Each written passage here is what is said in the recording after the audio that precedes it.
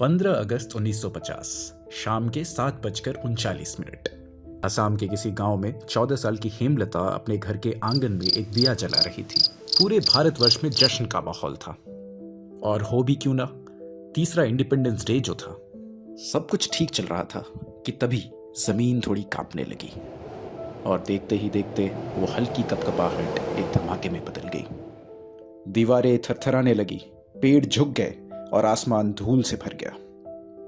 हेमलता ने तुरंत अपने छोटे भाई का हाथ पकड़ा और घर से बाहर भागी। उसकी आंखों के सामने ही उसका घर मिट्टी में मिल गया। ऐसा लग रहा था मानो जमीन खुद जाग गई हो और सब कुछ निगलने पे तुली हो।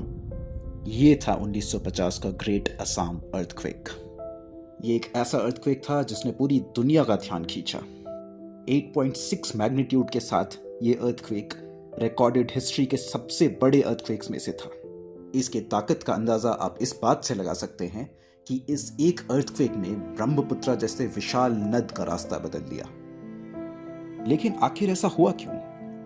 इसे समझने के लिए हमें जमीन के नीचे देखना पड़ेगा।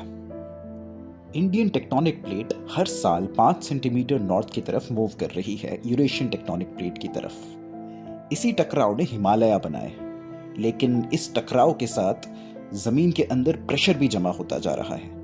जब ये प्रेशर लिमिट से ज्यादा हो जाए या थ्रेशहोल्ड को क्रॉस कर जाए तो एक जबरदस्त झटका लगता है।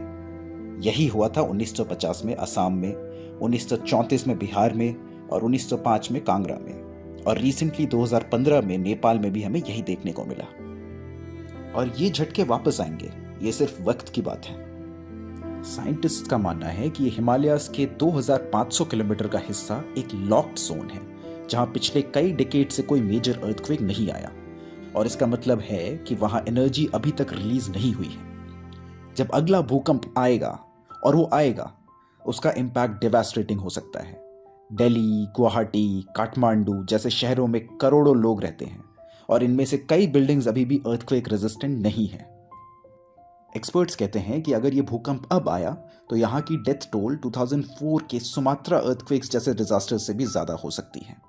शॉर्ट टर्म में तो डिजास्टर मिटिगेशन स्ट्रैटेजीज जैसे प्रिपेयर्डनेस और इमरजेंसी रिस्पॉन्स ही काम करेंगे, पर लॉन्ग टर्म रेडीनेस के लिए हमारी एकमात्र उम्मीद है अर्थक्वेक रेजिस्टेंट स्ट्रक्चर्स।